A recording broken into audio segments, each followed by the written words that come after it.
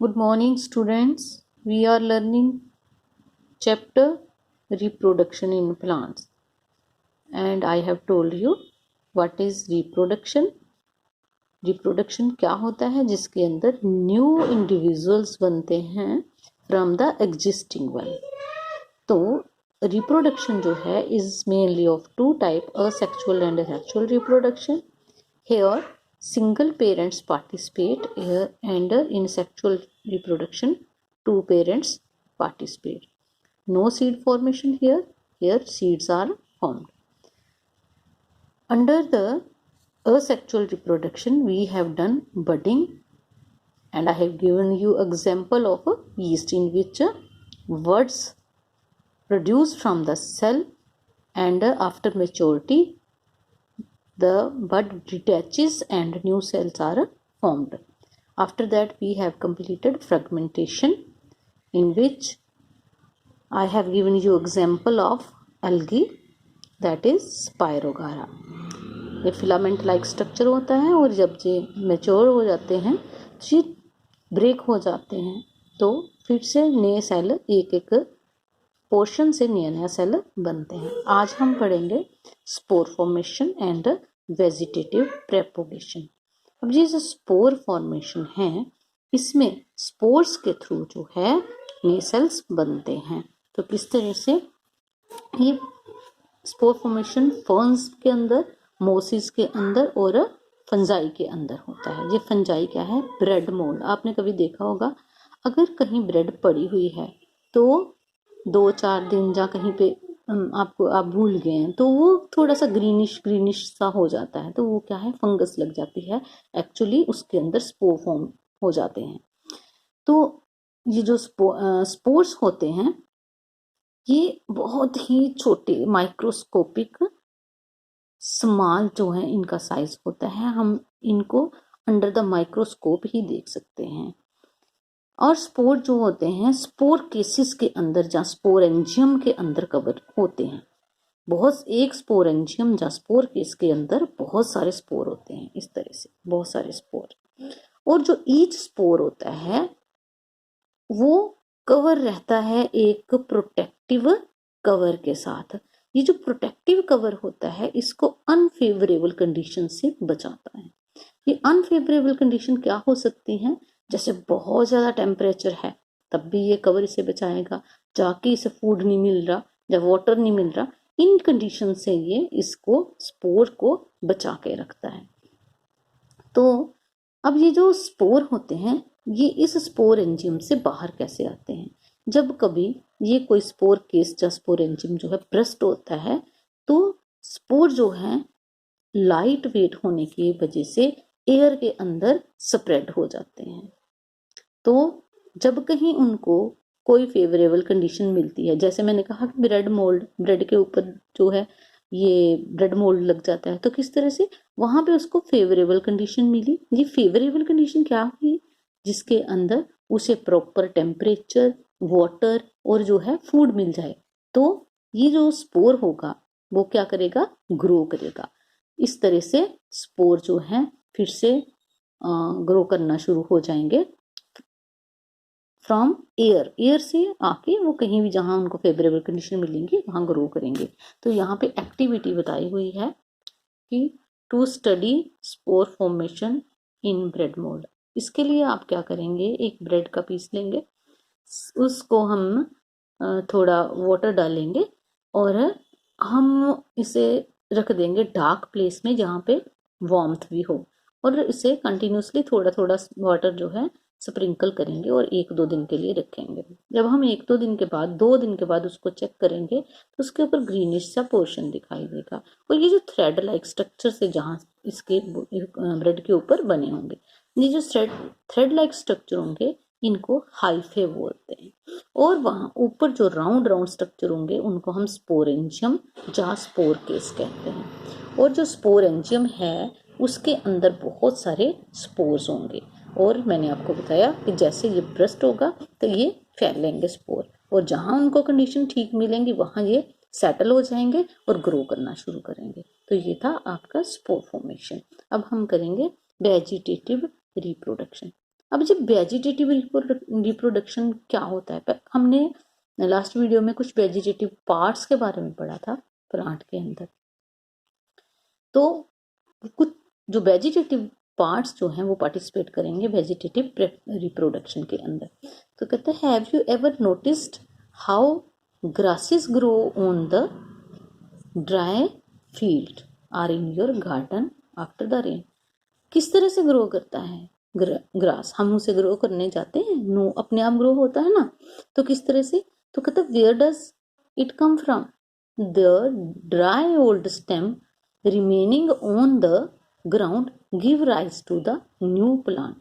अब stem portion जो है ग्रास का, जो ग्रास का स्टेम पोर्शन जो है ड्राई हुआ है, वो ही जो है नए प्लांट को में डिवेलप हो जाएगा। तो similarly planting some potato species can give rise to new potato plants. आपको पता होगा कि पोटैटो का प्लांट अगर हमने ग्रो करना है तो पोटैटो को ही जमीन के अंदर लगाते हैं, और 6th स्टैंडर्ड में भी हमने पढ़ा था, उसके अंदर कुछ होता है, आइस होती है।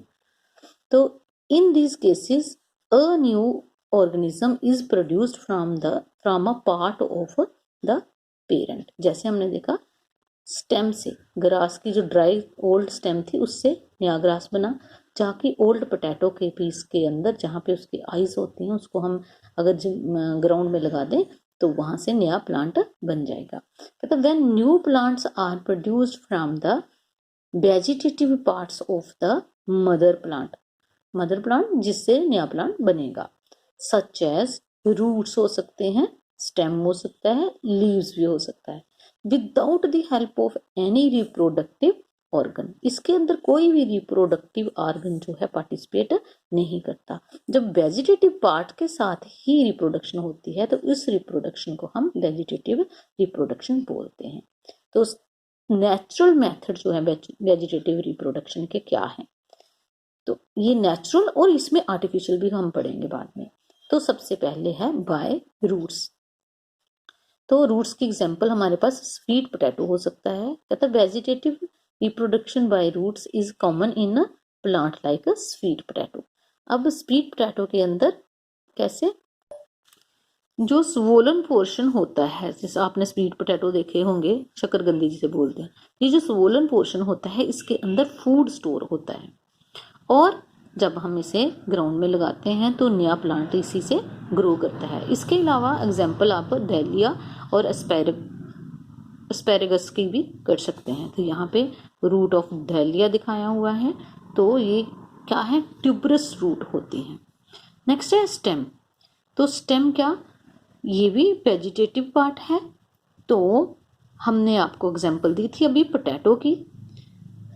इसके अलावा बहुत सारे अंडरग्राउंड स्टेम्स होते हैं, जैसे जिंजर है, टर्मरिक है, शुगर केन है, onion, mint, strawberry, grasses and banana, gladiolus, ये सारे जो हैं स्टेम से प्रोड्यूस होते हैं।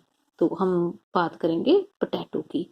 तो पोटैटो के अंदर ये देखिए, पोटैटो का एक पिक्चर दिया हुआ है, इसके अंदर इसे कट से दिखाई देते हैं, ये जो कट हैं इनको हम कहते हैं आइस। क्या कहते हैं? आई। और पोटैटो एक्चुअली क्या है, अंडरग्राउंड स्टेम है, और इसे हम स्टेम ट्यूबर भी बोलते हैं। पोटैटो क्या है? Stem tuber. और अगर हम इनको, ये कट्स को काट के वो पार्ट ग्राउंड में लगा दें तो जहां भी आई होंगी वहां पे न्यू प्लांट प्रोड्यूस होगा। जैसे यहाँ पे ये देखिए आइस हैं, और आइस के ऊपर नए नए प्लांट जो हैं निकल रहे हैं। तो इस तरह से स्टेम जो है पार्ट प्ले करता है न्यू प्लांट को पैदा करने में। इसके साथ यहाँ पे ये जो एक्टिविटी है पोटैटो की यहाँ पे दी हुई है कि आपने किस तरह से पोटैटो को ग्रो कर सकते हैं, you can do it at home. Next है एग्जाम्पल यहाँ पे दी हुई है राइजोम ऑफ जिंजर। पहले अपने स्टेम उसका देखा, पोटैटो का क्या देखा, ट्यूबर है, पोटैटो ट्यूबर है, जी क्या है, जिंजर का क्या है, राइजोम बोलते हैं इसे। तो similarly you can grow ginger, ginger is also a modified swollen underground stem called rhizome. अब इससे क्वेश्चन आपका आ सकता है वन वर्ड में, ये जो स्वोलन अंडरग्राउंड स्टेम है जिंजर का उसे क्या बोलते हैं? राइजोम बोलते हैं। और पोटैटो को क्या बोलते हैं? ट्यूबर बोलते हैं।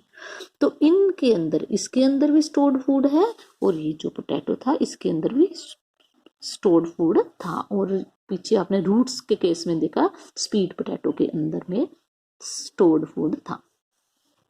तो बेबी प्लांट जो ग्रो करेगा, जैसे यहाँ पे बेबी प्लांट जो ग्रो करेगा उसको फूड कहाँ से मिलेगा? यहाँ से, मेन जो पोटैटो था उसके अंदर से। कहता है in few plants like oxalis, strawberry and grasses के अंदर द लॉन्ग हॉरिजेंटल स्टेम, आपने देखा होगा ग्रास इस तरह से ग्रो होते हैं, ऐसे ऐसे ऐसे ऐसे ऐसे हम खींच के निकालते हैं आप जब ग्राउंड में बैठते थे। कहता grow horizontally stem grow the soil surface parallel to the ground called runners। अब इनको क्या बोलते हैं? रनर्स बोलते हैं। आपने देखा हमने ऐसे ऐसे ग्रास होते हैं, ऐसे ऐसे फिट से जुड़ा होता है तो हम खींच के निकाल सकते हैं, तो ये रनर होते हैं। The new roots sprout from the nodes where the stem come in contact with the soil। Suppose कि ये एक ग्रास का है, ये ग्रास है लॉन्ग ग्रास और यहाँ पे इसका नोड पोर्शन है, तो अगर ये सॉइल के कांटेक्ट में आ गया तो यहीं भी ये ग्रो करना शुरू हो जाएगा। तो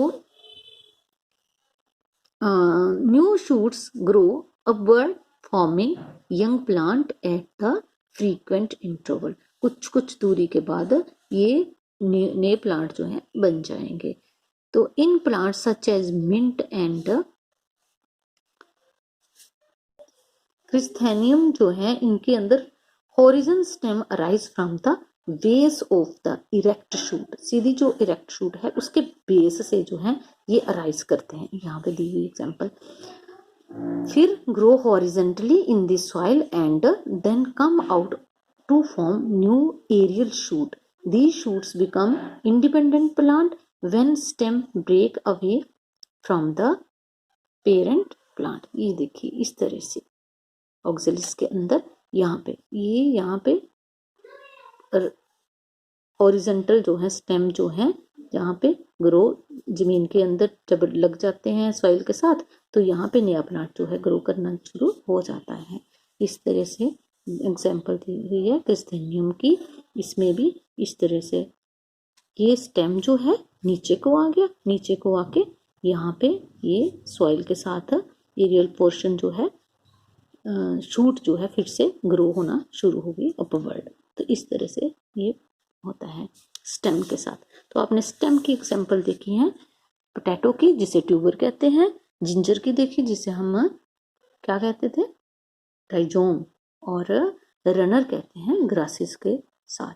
देन है बाय लीफ। अब नेक्स्ट वेजिटेटिव पार्ट क्या है? लीफ। तो लीफ जो है ब्रायोफाइलम की एग्जांपल जहाँ पे दी हुई है, तो ये जो कट्स होते हैं यहाँ जहाँ पे इसका कट है मार्जिन लाइन के ऊपर, तो वहां पे बड निकलता है और जब ये बड डिटैच होता है तो ये सॉइल के अंदर पड़ता है, तो वहां से फिर नया जो प्लांट ग्रो करना शुरू हो जाता है। तो इस तरह हमने देखा ये थे natural way of a vegetative propagation के। तो नेक्स्ट हम पढ़ेंगे artificial method of vegetative reproduction. So आज के लिए इतना। नेक्स्ट वीडियो में हम आर्टिफिशियल वे पढ़ेंगे। अभी आपने ही सारा कंप्लीट कर लिया, मोड ऑफ रिप्रोडक्शन कर लिया, सेक्सुअल और असेक्सुअल रिप्रोडक्शन के बारे में आपने देखा। असेक्सुअल में आपने मेथड किए हैं बर्डिंग का, फ्रेगमेंटेशन का और स्पोर फॉर्मेशन का। और इसके बाद आज आपने वेजिटेटिव प्रोपगेशन में नेचुरल वे हमने पढ़ लिए हैं जिसमें हमने रूट, स्टेम और लीफ के एग्जांपल कर लिए हैं। आर्टिफिशियल जो है हम नेक्स्ट वीडियो में करेंगे। तब तक आप इसकी अच्छे से रीडिंग करना और अंडरस्टैंड करने की कोशिश करना। थैंक यू बेटा।